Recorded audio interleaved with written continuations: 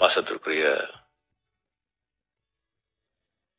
இப்போதான் கொஞ்ச நாள் அரசியலுக்குள்ள நுழைந்து கடினமா உழைச்சி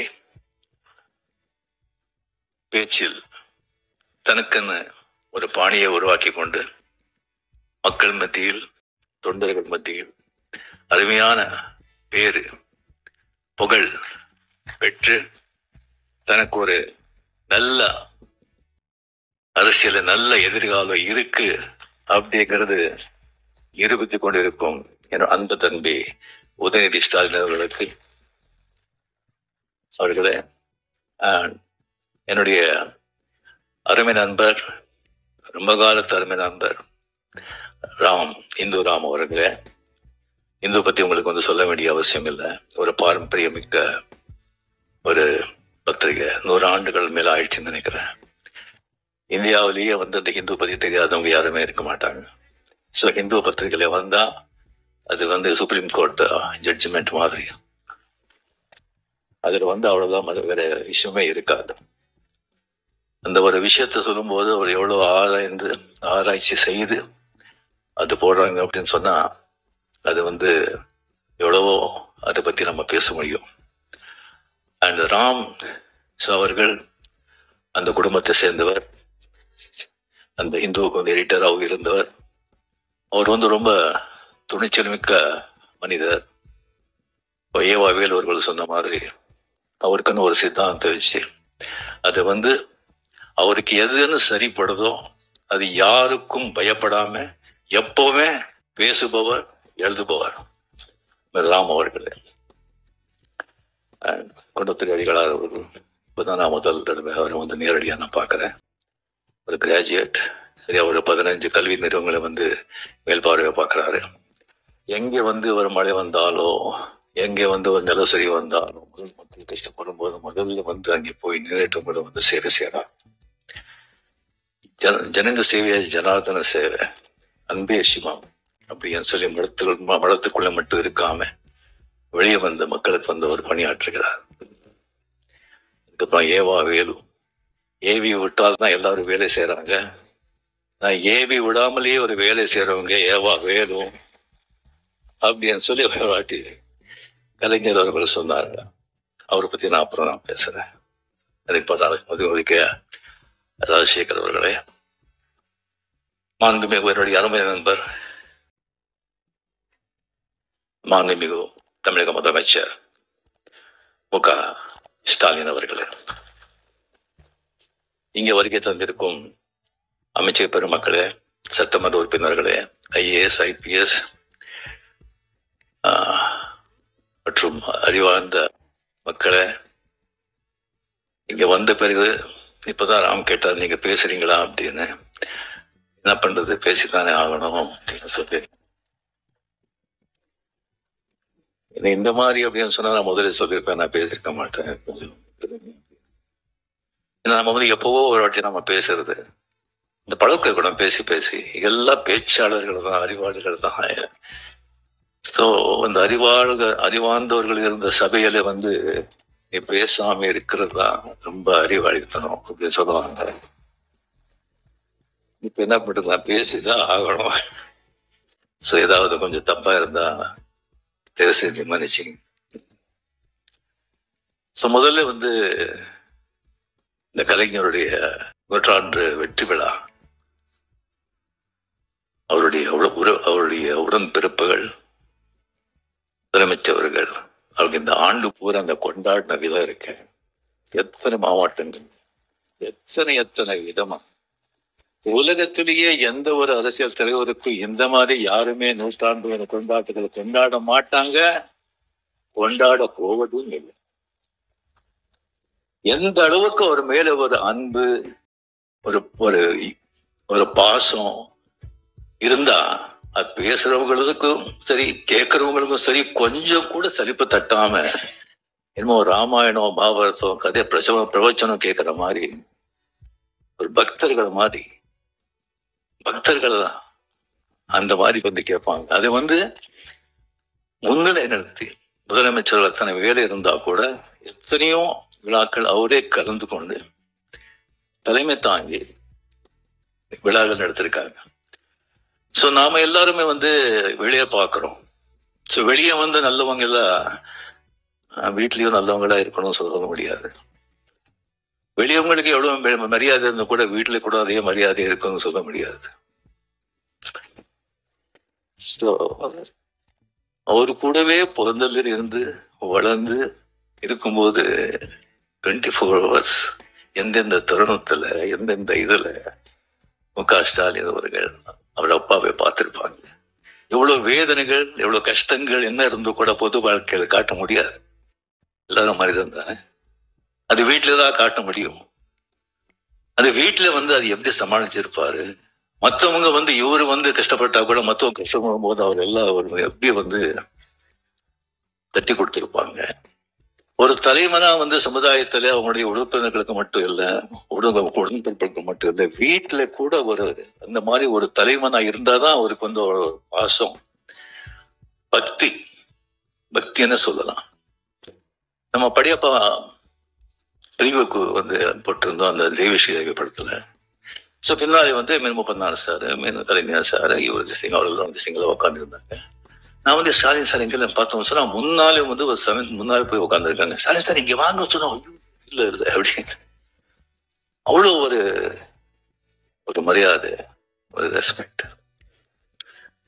அண்ட் இப்போ அவர் வந்து முதலமைச்சர் பதவி வகித்த பிறகு ஸோ இதை வந்து நான் வந்து இப்போ இங்கே விழா போகிறதுக்கு முன்னாலே முதல்ல வந்து என்ன பேசணும் அப்படின்னு சொல்றதை விட எதையோ பேசக்கூடாது அப்படின்னு சொல்லி லிஸ்ட் போட்டு எடுத்தேன்.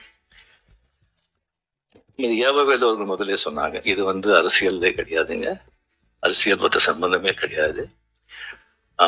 நீங்க வந்து இது மாதிரி கூப்பிட்டுருக்கோம், நீங்க இது பண்ணணும் அப்படின்னு சொன்னாங்க. ஸோ கலைஞர் சார் அப்படின்னு சொல்லி வரும்போது கம்ப்ளீட் சினிமா, இலக்கியம், அரசியல், இந்த 3 தான். எனக்கு சினிமா பத்தி அவரை பத்தி தெரியும், அதை பத்தி நான் நிறைய பேசியிருக்கேன்.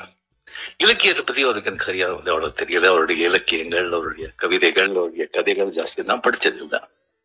வேற ஒரு அரசியல் தான். அது இவங்க பேசினா வந்து ரொம்ப ஜாகிரதையா பேசணும். வந்து நம்ம மதிப்புக்குரிய நண்பர் ஸ்டாலின் சார் அவர்கள் முதலமைச்சரான பிறகு அவர் சந்திச்ச எல்லா தேர்தல்களையும், பார்லிமெண்ட் தேர்தல் உட்பட மிகப்பெரிய வெற்றி அடைஞ்சதுக்கு அதே வந்து சொல்லும் அவருடைய ஆளுமை, அவருடைய உழைப்பு, அவருடைய அந்த அரசியல் ஞானம், அதே வந்து அவருக்கு சொல்லும். அவர் ரியலி நீங்க வந்து எவ்வளவோ நீங்க பார்த்திருப்பீங்க. ஒரு ஸ்தாபன ஒரு கழக ஒரு பார்ட்டி ஸ்தாபனர் ஆகட்டும், அவர் தலைவர் ஆகட்டும், அவர் வந்து மறைஞ்ச பிறகு அதுக்கப்புறம் வர்ற ஒரு சந்தேகம் வந்து அது கட்டி காக்குறதுக்கு எவ்வளவு கஷ்டப்படுறாங்க, எத்தனை பேர் ஃபெயில் ஆயிருக்காங்க, எவ்வளவு திண்டாடிட்டு இருக்காங்கன்னு சொல்லி பக்கத்து மாதத்தில் நடக்கிறதெல்லாம் நீங்க எல்லாம் கேள்விப்பட்டிருப்பீங்க, பார்த்துட்டு இருப்பீங்க. அது எவ்வளவு சர்வ சாதாரணமா அவர் செஞ்சு போயிட்டு இருக்காரு. அதுக்கு மேல எனக்கு வந்து ரொம்ப ஆச்சரியமான விஷயம், நான் பிரமிப்பு போறது அப்படின்னு சொன்னா, எப்பவுமே வந்துட்டு இந்த ஸ்கூல் டீச்சர் வரும்போது ஸ்கூல் டீச்சருக்கு இந்த நியூ ஸ்டூடெண்ட்ஸுக்கு வந்து ப்ராப்ளமே கிடையாது, ஈஸியா வந்து சமாளிச்சிருவாங்க. இந்த பழைய ஸ்டூடெண்ட்ஸுங்க இருக்க பாருங்க, அவங்கள சமாளிக்கிறது சாதாரண விஷயம் அது. இங்க ஏகப்பட்ட பழைய ஸ்டூடெண்ட்ஸ், நான் அங்க பார்த்து சொல்றேங்க, தேவஸ்தான ஏகப்பட்ட பழைய ஸ்டூடெண்ட்ஸ். அது சாதாரணமான பழைய ஸ்டூடெண்ட்ஸ் இல்ல,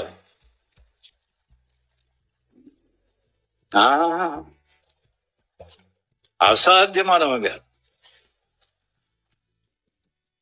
எல்லாருமே வந்து ஃபெயில் ஆயிட்டாங்க. இல்ல ஒரு ரேங்க் வாங்கிட்டு அந்த கிளாஸ் விட்டு போக மாட்டோம்னு உட்காந்துருக்காங்க.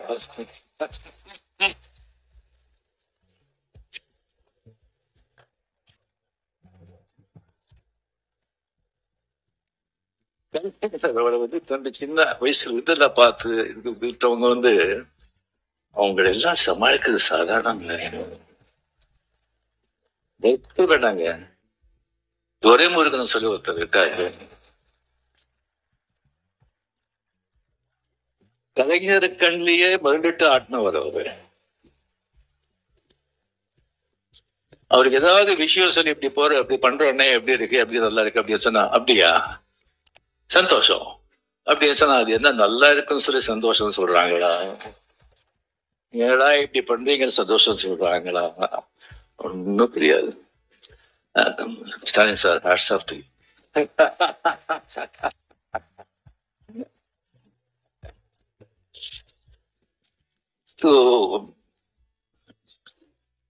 இந்த புத்தகத்தை, இந்த அருமையான ஒரு புத்தகத்தை வந்து அவர் வந்து வெளியிடுறது வந்து மிக மிக சந்தோஷம். அது வந்து அவர் கையால வந்து இந்த அருமையான புத்தகத்தை நான் வந்து வாங்குறதுல நம்ம பெருமைப்படுறேன். இந்த விழாவின் உண்மையான நாயகர் யவா வேலு அவர்கள். எனக்கு வந்து அவ்வளவு ஜாஸ்தி அவரை பத்தி வந்து தெரியாதுங்க. எனக்கு வந்து பிகாஸ் அந்த கலைஞர் கூட ஜாஸ்தி ரொம்ப பழக்கம் இருக்கிறதுனால எனக்கு வந்து மதிப்புரிய வீராசாமி அவர்கள், துரைமுருகன் அவர்கள், டிஆர் பாலு அவர்கள், முரசலிமான் அவர்கள், அந்த மாதிரி நான் பழகி மற்றவங்க கிட்ட வந்து அவ்வளவு வந்து அவ்வளவு பழக்கம் இல்லை, அவ்வளவு எனக்கு வந்து தெரியல. ஸோ விவரமா திஸ்டிங் தெரியல. அதுக்கு வந்து எப்போ வந்து திருவண்ணாமலையில வந்துட்டு நம்ம வந்து லால்சலாம் அந்த ஷூட்டிங் இருக்க வந்து ஒரு 3 வாட்டி அங்கே அங்கே போயிருந்தேன். அங்கே போகும்போது அவருடைய அந்த காலேஜ் கெஸ்ட் ஹவுஸ்ல கலைஞர்களை தந்ததுக்காக ஒரு ஸ்வீட் கட்டிருக்காங்க. சிஎம் போனா கூட அங்கேதான் தங்குவாங்க. அந்த ஸ்வீட் தான் எனக்கு வந்து கொடுத்தாங்க. அங்க கொடுத்து எனக்கு வந்து எப்படி பார்த்துக்கிட்டாங்கன்னு சொன்னா, ஒரு சொந்த புள்ள அந்த மாதிரி ஒரு அன்பா அவருடைய பையனையே அங்கே வச்சுட்டு கம்ப்ளீட் அந்த காலேஜ் வந்து காலேஜ்ல எப்படி இருக்குன்னு சொன்னா, மை காட், நீங்க யாரும் பார்க்கணும். அவ்வளோ வந்து ஒரு கிளீன் நீட், ஒரு கம்ப்ளீட்டா ஒரு டிசிப்ளின். அத்தனை ஸ்டூடெண்ட்ஸ் இருப்பாங்க, ஒரு சத்தம் இருக்கு. அவங்க வந்து அத்தனை பேர் இருந்தா கூட யாருமே தான் இருக்கும்போது ஒருத்தர் கூட டிஸ்டர்ப் பண்ணல. ஃபேன்ஸ் ஆகட்டும், ஸ்டூடெண்ட்ஸ் ஆகட்டும், அவ்வளவு பெரிய ஸ்ட்ரிக்ட் கரெக்டா. அங்கே ஒரு சமையல்காரர் இருக்காரு, ஒரு மீன் குழம்பு பண்ணாரு. வாழ்க்கையில அந்த மாதிரி சாப்பிட்டதே கிடையாது. இது ஐயா சாப்பிட்டாரு சொன்னா இல்லைங்க, அவர் சாப்பிட மாட்டாரு.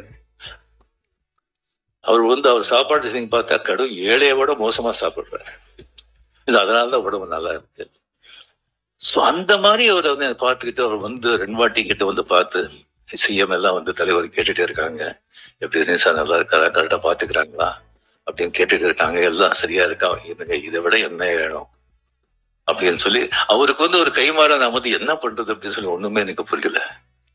நல்ல வேலை அவர் வந்து உங்களை பார்க்கணும் அப்படின்னு சொல்லி வந்தாங்க. நான் ஏதோ ஒரு கல்யாணத்துக்கோ சம்திங் கதை இருக்கும் சொல்லி வரும்போது இந்த புத்தகத்தை பத்தி சொன்னாங்க. இல்லைன்னா டெஃபினெட்லி நான் வந்து கொஞ்சம் சொன்னா கொஞ்சம் நான் அவாய்ட் பண்ணுவேன். இது மாதிரி சொன்னாங்க. இந்த புத்தகத்தை வந்து நான் வந்து எழுதியிருக்கேன், அது ரொம்ப நாளாச்சு.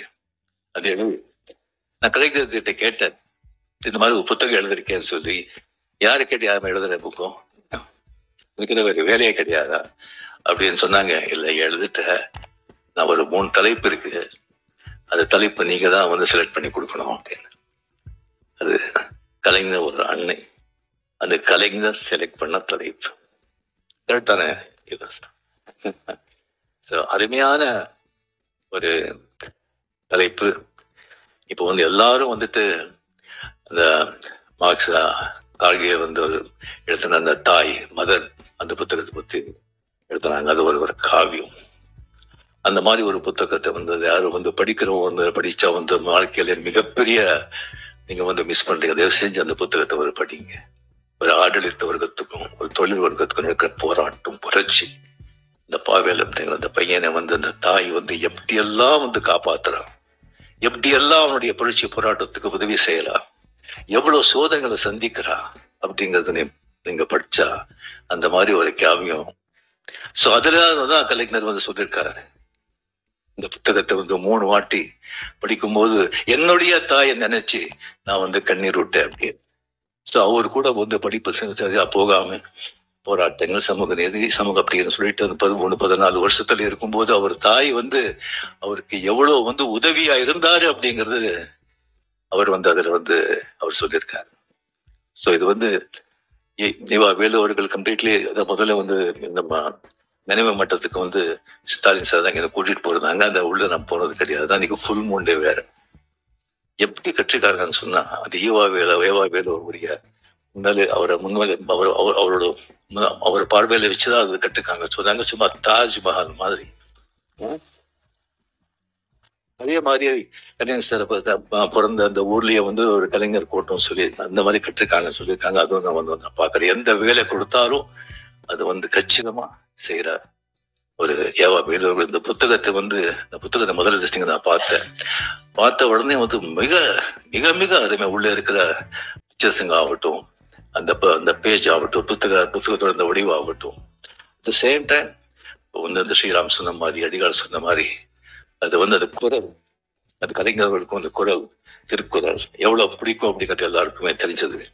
அந்த குரலை வந்து ஒன்னொன்னு எழுதி அதுக்கப்புறம் வந்து கலைஞருடைய அதனுடைய விளக்கத்தை கொடுத்து அந்த அந்த குரல் மாதிரி கலைஞர் எப்படி வாழ்ந்தாரு அப்படிங்கிறது ஒரு அத்தியாயமா பண்ணியிருக்காங்க. அதனால ஒரு காவியம் ஆயிடுச்சு, அருமையான ஒரு காவியம்.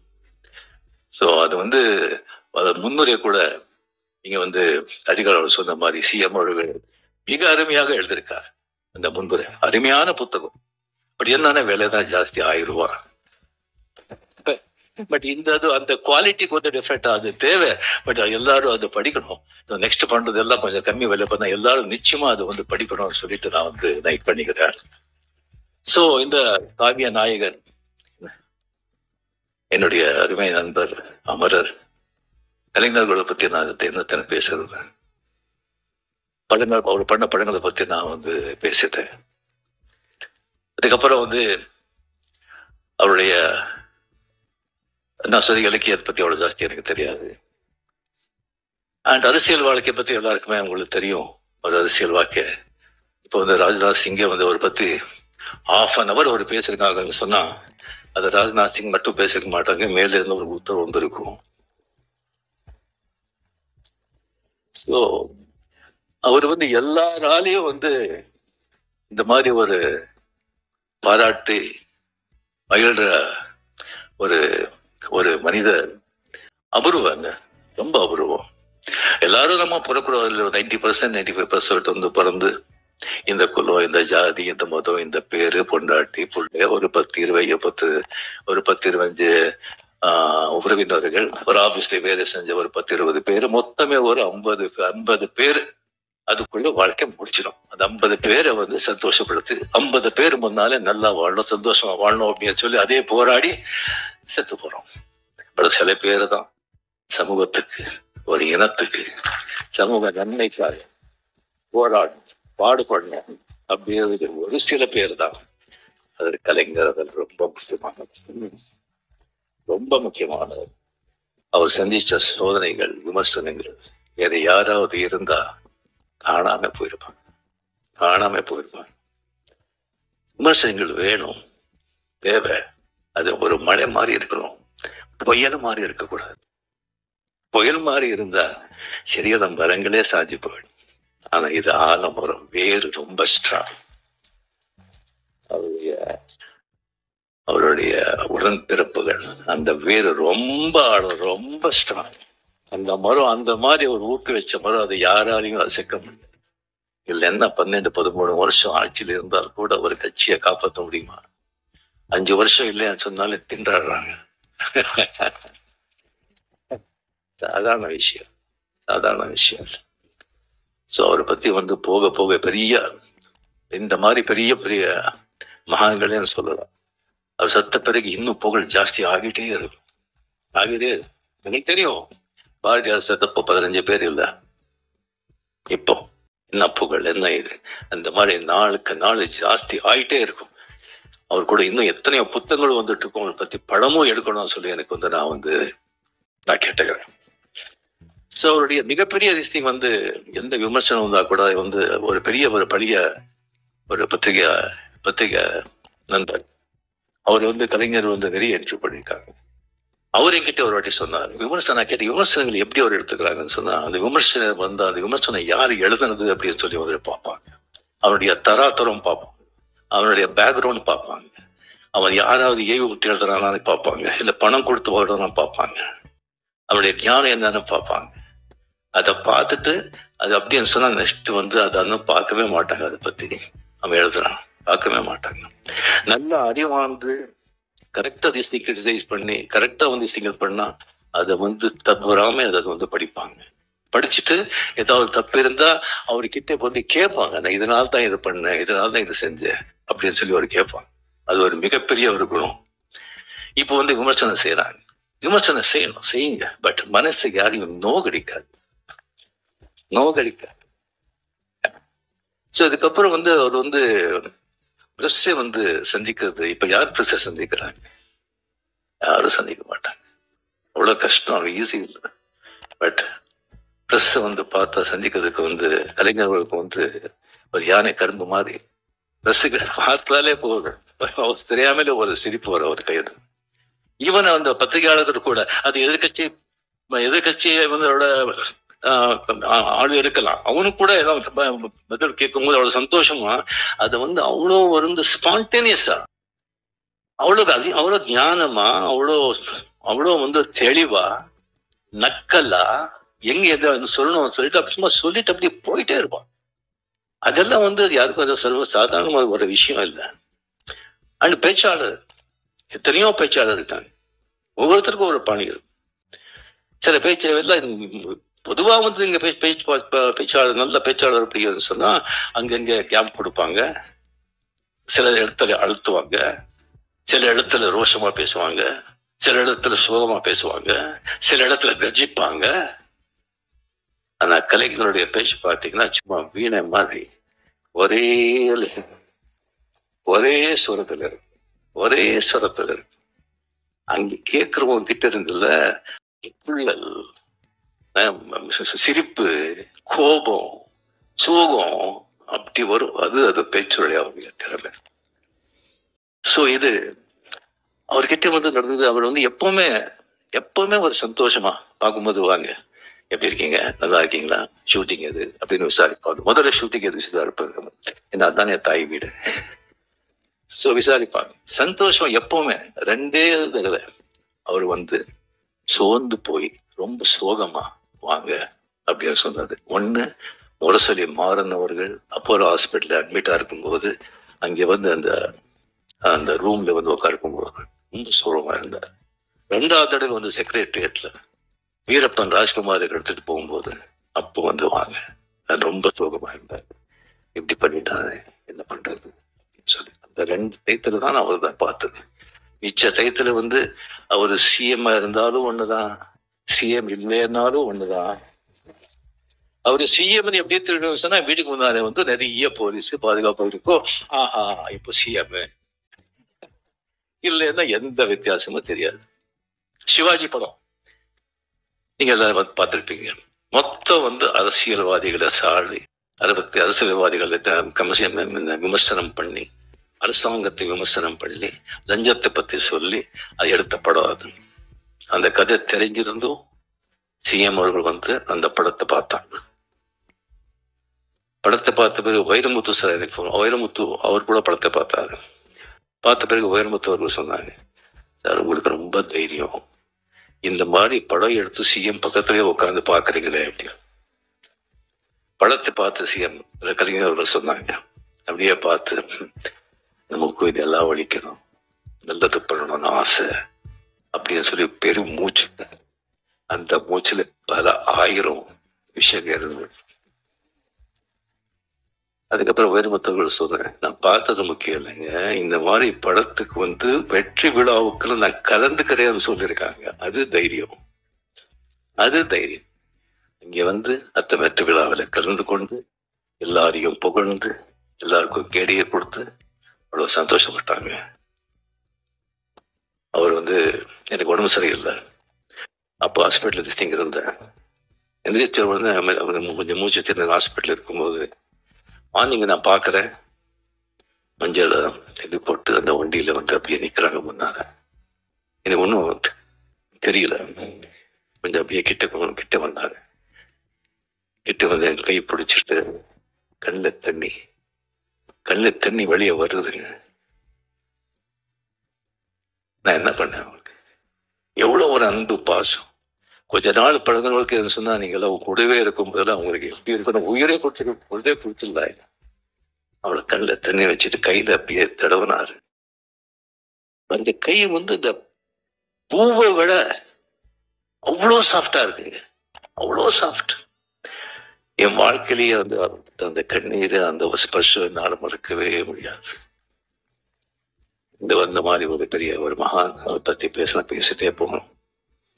அந்த ஒரு அருமையான ஒரு புத்தகத்தை வந்து எனக்கு வந்து அதை வெளியிட்டு அது எனக்கு வாங்குற வாய்ப்பு எனக்கு கொடுத்ததுக்கு என் அவர்களுக்கு மனமார்ந்த நன்றி.